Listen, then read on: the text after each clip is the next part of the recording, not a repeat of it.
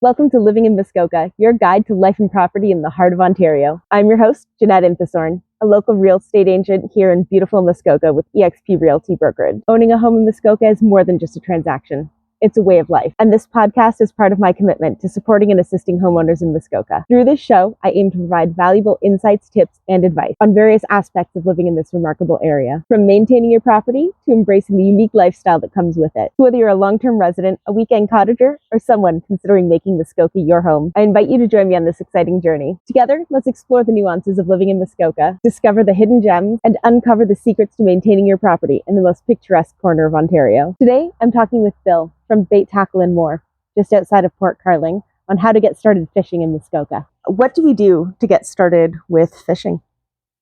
Other than, so we've gotten our fishing license. I went onto the website, did that whole process, and now what happens? You need basically a rod, reel, hooks, sinker, and a bobber. And that's as simple as it gets with worms. Right. Yeah. And then where would we fish? So where is it okay to fish and where is it not okay to fish? Oh, it's okay to fish anywhere that you have access to the water. And you don't want to infringe on private property because people frown on it. Yeah. For sure. And what are the popular fishing spots in this area? The popular fishing spots are anywhere in Lake Muskoka, Lake Rosso, or Lake Joseph, or Georgian Bay. Most lakes contain some fish species, and it is okay to fish in any lake that you have access to. Okay. There is a boat launch around the corner from the shop, which gives you access to Lake Joseph and Lake Rosso, and there's free parking along the roadside, so that is a popular spot. Yeah. Nice. And I noticed last year when I was taking my kids out, we basically only caught pumpkin seeds. So, well, there's certain spots where you can catch any species. Lake Joseph is more known for bass and lake trout. Mm-hmm. And Lake Rosso is more so known for bass, pike, muskie, lake trout, and pickerel as well. So there are good fishing spots, and they change. One time you might go to a spot and catch pickerel, and the next time you might catch bass in the same spot. So, and Lake Muskoka is more like Lake Rosso. Mm-hmm. It's similar species and very popular in the wintertime as well as the summertime. Unfortunately, the summertime is very busy on the water, and it makes it more difficult to fish. Okay. And would you recommend going out on a boat as opposed to just standing on the dock? Because we were at the side on a rocky shore when we were fishing, and that's when we were catching all the pumpkin seed. But then we moved onto a dock that's on the boat launch by Leonard Lake. Oh, yes. And that was all pumpkin seed as well. Okay. So it didn't matter where we went. That summer, it was just pumpkin seed everywhere. Yeah. There are bass. Sometimes the best fishing is around the dock because the fish feel sheltered, and they're more likely to be in the shade, and where it's cooler and safer, and where there are bait fish for them to consume. Fishing is one of those sports that you can spend a lot of money or minimal money for getting out and enjoying the outdoors. So, yeah. Okay. And if you were to step it up from worms, what would you suggest? Can you actually catch bass and all of those things with just worms, or are we stepping it up in the I lures? have used the one lure. It's inexpensive. It costs $5 to $6 depending on the size you get, with half a worm, and I've caught 8-pound pike, pickerel, and bass on the same lure. So that was trolling. But you can use that same lure for casting as well. Okay. And like I say, it's inexpensive, or you can go and spend quite a bit of money on rod and reel and tackle as well. So it depends on your budget and your anticipation of eating the fish or just enjoying the day. Quite often I just catch, I don't get out fishing very much because the shop consumes a lot of time. But when I get out, I predominantly catch and release. Are there any of the fish around here that are enjoyable to eat? Oh, yes. Pickerel, some people do like lake trout when it's smoked, or smaller ones which are not fatty. And pike have a Y bone in it, and some people don't like the pike because of the bones, but there are methods of filleting a pike boneless, and I used to know how, but out of practice? Yes. Right. Yes. So there are different species that you can eat, and it's a preference thing, but perch, which are the same family as the walleye or pickerel, and they are favored mostly. Yeah. Okay.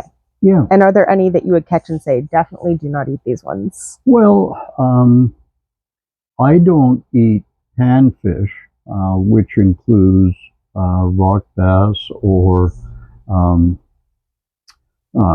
sunfish or that type of species, but there are some people. We once had a Jamaican family living next door to our cottage in Georgian Bay, and they made fish head soup, which was spicy and very tasty, and they predominantly used this panfish. And so there are some people that would keep those types of fish, but I don't. Right. It's basically all in the preparation. Yeah. Okay. Yeah. And the amount of fillets that you can get off of small fish are minimal, right, and hardly worth doing, in my opinion, but some people do. Right. So, yeah. Kind of like some people eat quail versus some people eat turkey and chicken. Yeah. Yeah. But when you first catch a fish, it's best, if you're going to keep it, to bleed it out, because the flavor of the fish is much better than leaving it, and it takes on a different taste. Yeah. Interesting. Okay. And how do you bleed it out? You can actually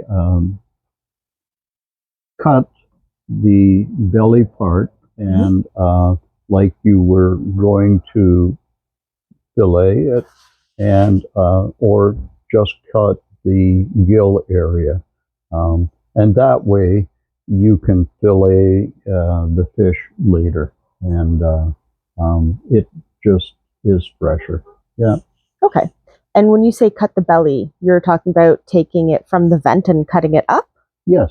Okay, Yeah. and the vent is the pee hole. Because one time when I was completely naive, I think I was 18, and I had just bought a whole fish, and I was looking up the instructions on the internet of how to actually prepare it, because I knew you had to take off the scales, but I didn't know anything else. Yes. And it said the vent, and it took me a good 40 minutes to figure out what the vent was. Yes. And you fillet a fish or cut it from the vent to the head. Okay. And depending on the size of the fish, you might take the scales off, or you might fillet it. There again, depending on the size of the fish. But either method, and you can cook it in a batter, or you can, depending on the size of the fish, I might fill the belly cavity with lemon, Okay. and or a bit of onion, or both, and salt and pepper it, and wrap it in tin foil and do it on the barbecue. Nice. And there's different methods of preparing or your meal, utilizing fish, and you can make a stew or make a soup, and or chowder, and yeah, it's great if you're using fresh fish. Nice. Especially, but I have to buy mine because I'm here all the time. most of the time. Right. Yes. Have you ever tried salt baking? Yes. When we went to the Dominican this past December, I booked a charter, and we didn't have a bite. So there was 8 of us on the crew. 2 of the people got seasick, no. which was too bad for them. But it was an experience, just seeing how they did things differently on the boat, and I hope to be more successful in the future. Yeah. You had mentioned trolling earlier. So what's the difference between the different methods of fishing? Well, you can utilize a bobber and fish off of the land or a dock, and you preset how deep your bait would be, or you can go out in a boat, or offshore. You can cast with utilizing a lure. You can also go in a boat. I've used a paddle boat before and actually trolled. That's where you release the line with a lure on it, and the movement of your vessel creates the movement of the lure. And that's one of my favorite methods, because you feel the fish hit the lure, and you have more of a fight than usually with downrigging. Downrigging is where you're able to set the lure at a certain depth, and whole different setup. And you just watch for the rod to release, and you reel the fish in, but after you set the hook. But Okay, I'm going to pause you there. What's setting the hook? setting the hook, sometimes when a fish hits a bait, they have it in their mouth, just generally, or gently, and jerking the rod actually puts the hook in, sets the hook into the side of their mouth? Yeah, okay. Hopefully. Sometimes fish are gluttonous and they'll swallow the hook too deep, and then you have to make the decision whether or not you're keeping the fish. And if you're not keeping the fish, you can clip the line, but you wouldn't do that with a $20 lure. But if you just have a hook, you can clip the line and that fish will eventually dissolve the hook. There's something in their saliva that will dissolve the hook, and they'll live there. But if they have their gills damaged or anything like that, they won't live. Yeah. Okay. So if it's not through the gills, but it's through any other part, they're clipping it if you can't get it out safely for them, is going to dissolve. Okay. But if you're only using a hook, that's affordable. But yes, if you're a $20 lure, it's not affordable. Right. Yeah. Right. Sorry to interrupt, but I have a small favor to ask. If you're finding this podcast valuable, insightful, or just plain interesting, can you share it with one friend? By spreading the word and helping this podcast grow, we can reach even more people and continue to build an incredible resource for the Muskoka area. And then, is there any caution about the fish if you have them on your boat, if there are different materials on the boat? Because I remember seeing fish oil destroying styrofoam. And there was another one where someone was saying if you put trout on a wooden boat, that it'll dissolve the varnish and it'll wreck your boat. So I haven't experienced anything like that, but I don't get out that often.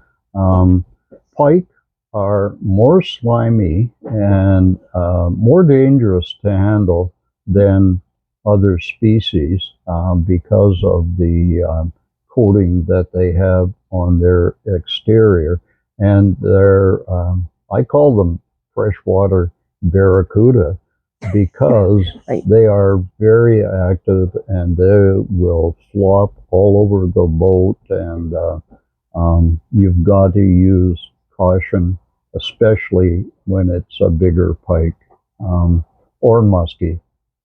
Although I have to clarify that I've never caught a muskie. Yeah. Okay. And so with the pike, how would you, what are your caution steps with that? Well, there again, if you're going to keep the pike, you can paralyze it by squeezing the eyes. I wouldn't do that if you were going to release the pike, because it somewhat paralyzes them and you're able to safely take the hook out. And but there again, if you're going to release the fish, I wouldn't do that. But it's a way of safely handling a big fish that you're going to keep. Okay. Yeah. And then it would just be the same. You kind of bleed it out and then leave it? Yeah. Or you bleed it out. On ice, I assume? Yeah. Keeping the specimen cool is a good idea because it keeps it fresher. some people use, they have a live well in their boat where they can actually keep the fish alive, um, pending their decision to keep it or not. And uh, not all boats have live wells, and some people use coolers and fill that with water and keep the fish in there as well. But there again, it adds to the cost. Right. Yes. Okay. And then what's the difference? I've heard of fly fishing and I've seen people fly fishing, and I know it's done in a river. What's the difference between that and the other forms of fishing? Well, for one thing, it's the equipment you use.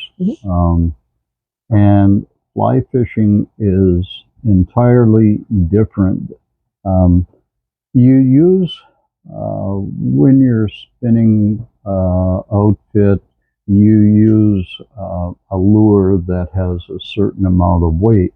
Fly fishing are basically using flies that weigh very little. So you have to have the ability to whip the line significantly to cast out in a river, and you just strip the line and bring it back in, and the fish would hit that small lure and with smaller hooks, and it's a different form of fishing than anything else that I've experienced.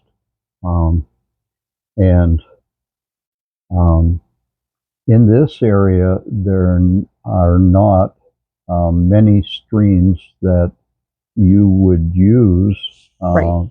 for fly fishing, but some people do fly fish for pike and bass using a different type of fly, and I'm sure that it would be rewarding to do so, but I don't do it. Right. And there aren't a lot of places around here No. compared to the number of lakes you can go Yes. to. Yeah.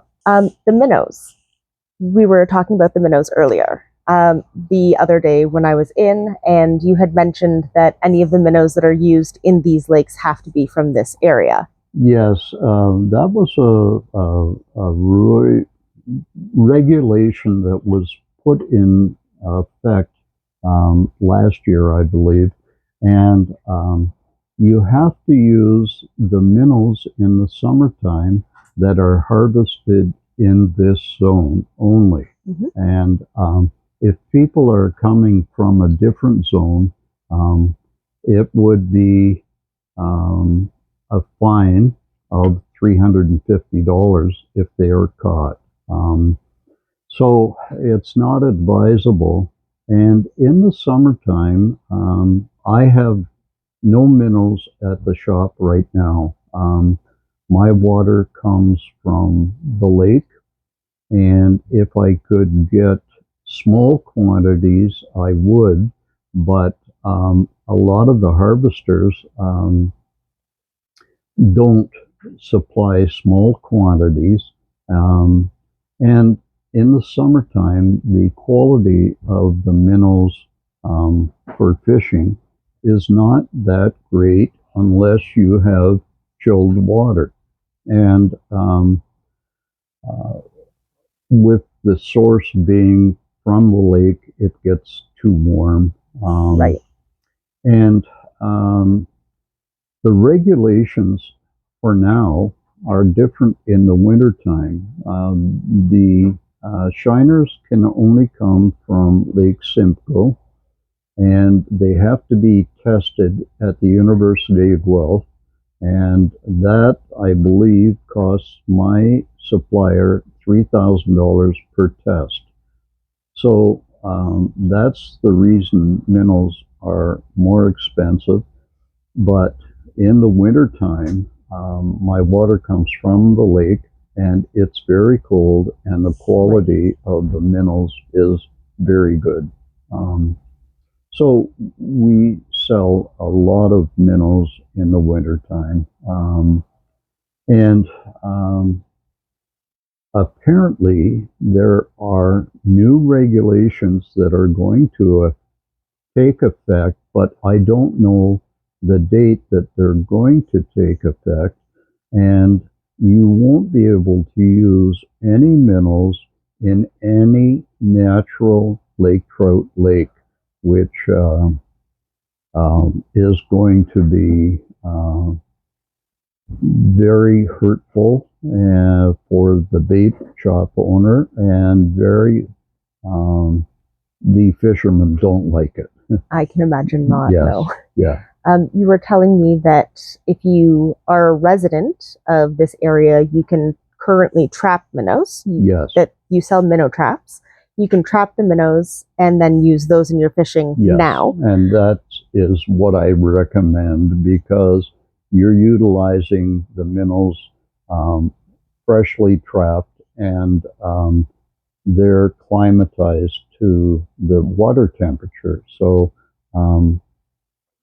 but to clarify it, the regulation now is that your principal residence is in a different zone.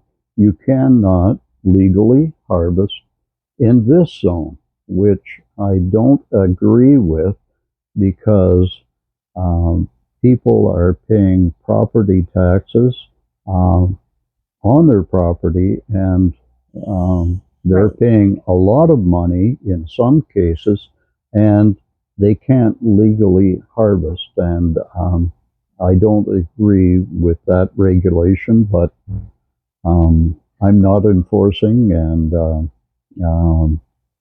it's unfortunate.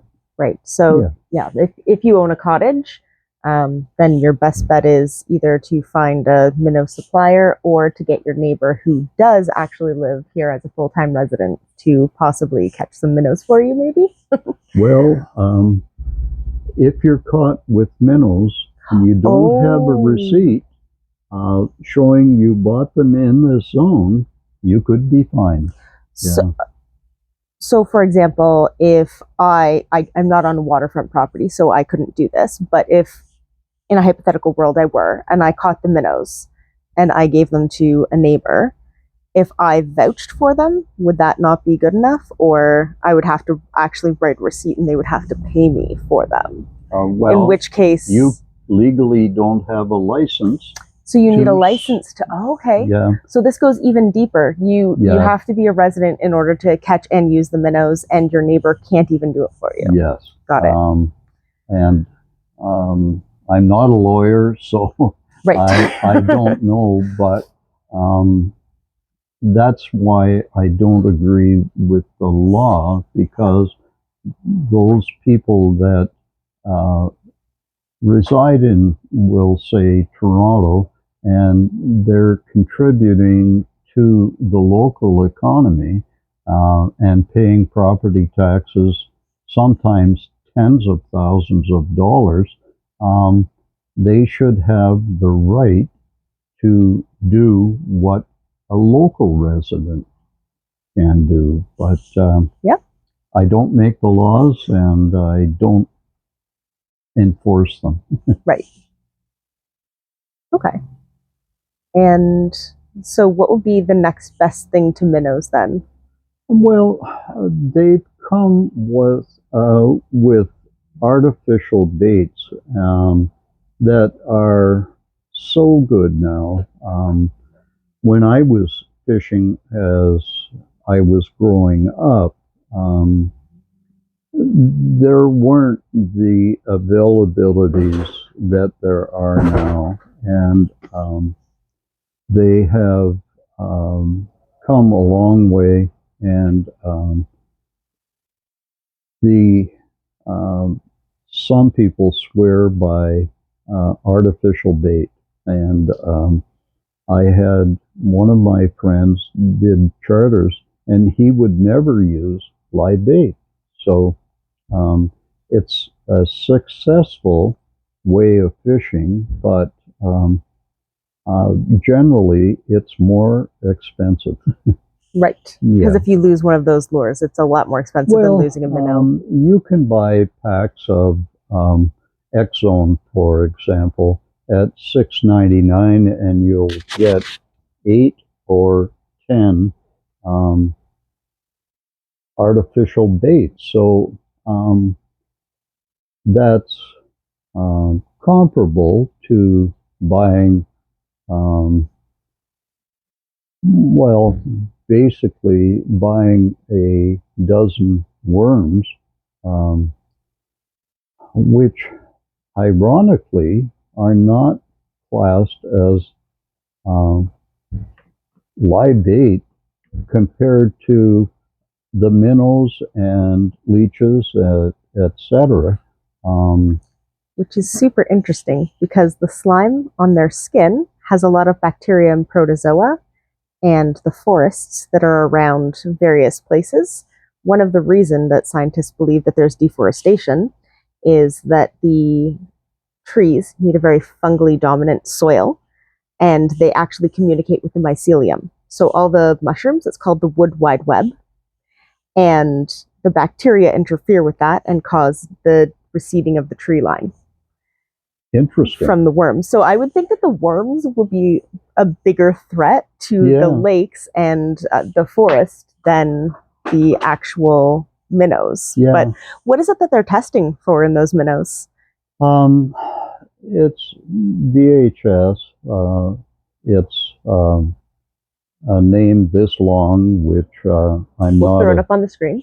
And for those of you on audio only, it's called viral hemorrhagic septicemia. Yeah, I'm not a biologist, so I don't know. But we are one of, I think, 2 provinces that you can utilize live bait still. And I think the writing is on the wall, no live bait going forward. It will happen sometime.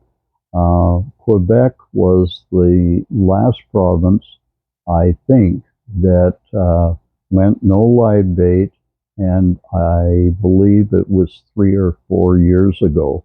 And they're taking steps that, in my opinion, are going to be no minnows and no leeches going forward. I think the biologists are concerned more with the quality of the water that the minnows are transported in. So I don't know what their thinking is for sure, but it's going to be the end of many bait shops. This is my retirement gig, and I've enjoyed it for going on 14 years. It's different than the corporate world, which I was in for 40 years, but it's changing. And the smaller shop that is relying on live bait for their existence are going to go by the wayside, and it's unfortunate because they're relying on that for making a living, and they're doing that because they enjoy it, and I enjoy it, but I'm fortunate that I have other income, and this is still a passion project. Yeah, and it keeps me out of my wife's hair. Yes. So it's cheaper than a divorce. Yeah. Right. And you said 14 years ago is when you opened the shop. And how has it changed over the past 14 years? The shop was here. John Chapman, unfortunately he's deceased, started this shop many years ago, and when I took over, this section that we're sitting in was a bottle return. And I basically, with the aid of my oldest son, took over this location, and we eliminated the bottle return and expanded the inventory, and the shop has become a very viable business, and it's rewarding to see, but I'm getting older. Right. Yes. But this, basically, I've expanded the inventory significantly when the shop was available to buy, and or I don't own the shop. I rent the building. It's part of this whole complex, Right. and it's a busy location, and it's been fun, yeah, and continues to be fun. Yes. Yeah. And you're well spoken of all over social media. Even though you don't have a giant social media presence, I constantly see others talking about this shop. Well, I don't advertise. It's I was a small business advisor for TD Bank for 12 years, and I did this as a retirement gig. It allows us to travel in the month of November, December, and April, early May. And it's the best of both worlds because I have summer clients, winter clients, and year-round clients. And the clients make this fun. And most people that are going fishing or on vacation are in a great mood. And that wasn't the case when I worked for the bank. Right. Yes, I can imagine. Yes. I had mainly happy clients, but there was the odd situation where you had to be more difficult, and yeah. Right. But the corporate world prepared me, I think, a lot for this business because I did fish a lot up until my mid-20s, and so that's where the fishing background comes from, and the corporate world taught me a lot, and my clients. I learned from my clients, and how to succeed in business, and I'm fortunate. Yeah. Nice. And what are some new and exciting things that are happening this year? I don't think anything is new. The basic principle of fishing is the same, but the applications are different than when I fished a lot. We didn't have the electronics that we have now. People can see fish biting their hook or see the fish on their fish finder, and they know that the fish are there, whereas we had to just hope. Yes. And so it has changed a lot, but I don't know anything that could possibly change going forward, but who knows? Right. change is constant, and yeah. What are I've seen a couple of posts on social media about various fishing competitions in the area. So what are the major ones around here? There's the Pike 50 series.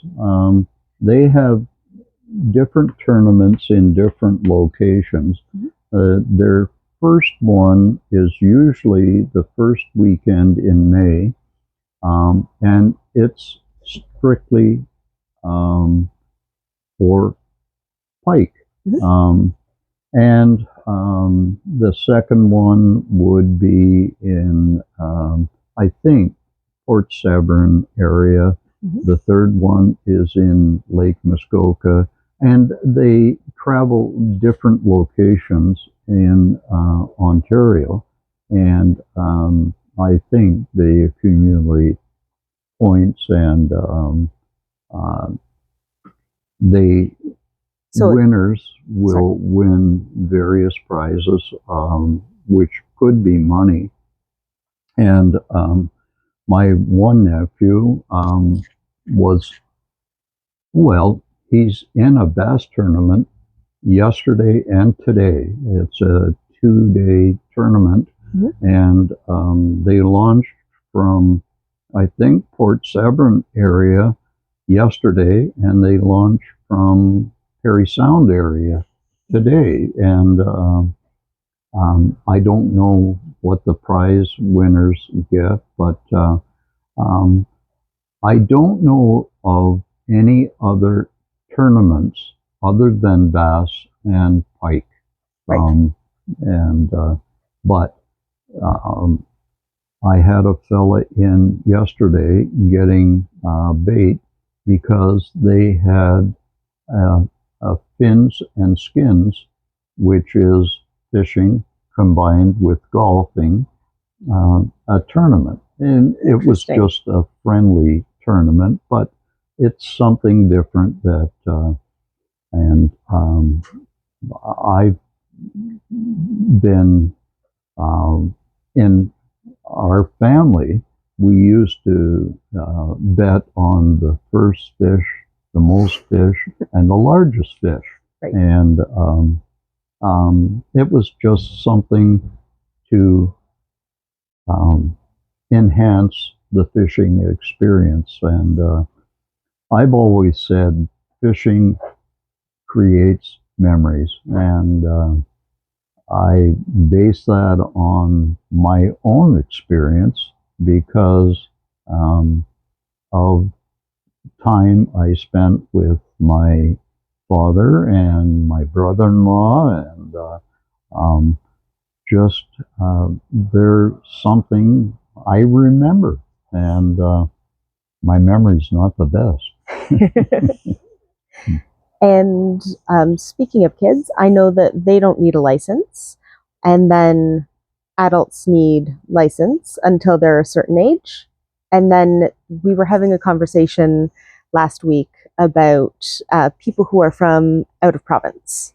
Yes, out of province or out of country need to get a fishing license if they're fishing at all. And it's been somewhat difficult to get fishing licenses online. At times, people say it's easy, and other times it's more difficult. But that may be the experience of the fishermen. And residents of Ontario up until age of 18 don't need a license. And at the age of 65, for now, you don't need a license. But anybody from out of province or out of country need a license if they're fishing at all, including fishing off a dock. Yes. And if you're caught, it's unfortunate, but it is the law, and don't ruin your weekend. Right. Yes. And it can just be done online. There are a couple places up here you mentioned currently. Yes. Canadian Tire in Gravenhurst and Home Hardware in Mactier are two places that I know of. I used to do license renewals, but the M&R came along, introduced doing it online, and they said if I was to continue, I would need a separate computer and separate printer, and it didn't make economic sense. And so from a business point of view, I discontinued probably 4 or 5 years ago. And Right. It was a business decision. Yeah. For sure. Yep. And I know in Huntsville, the Service Ontario definitely does the fishing and hunting licenses as well. Oh, Yeah. good. Yeah, I never get to go anywhere other than more exotic places. I usually go up, I'm right beside there because that's where we get any of the chicken feed or chicken bedding. Oh, cool. Yeah. Down at Valley Feeds. Yeah. Good. All right. Well, thank you so much, Bill. Oh, my pleasure. Thanks for tuning in to Living in Muskoka, your guide to life and property in the heart of Ontario. Remember to leave a comment or review and share this with one friend you think would find this interesting.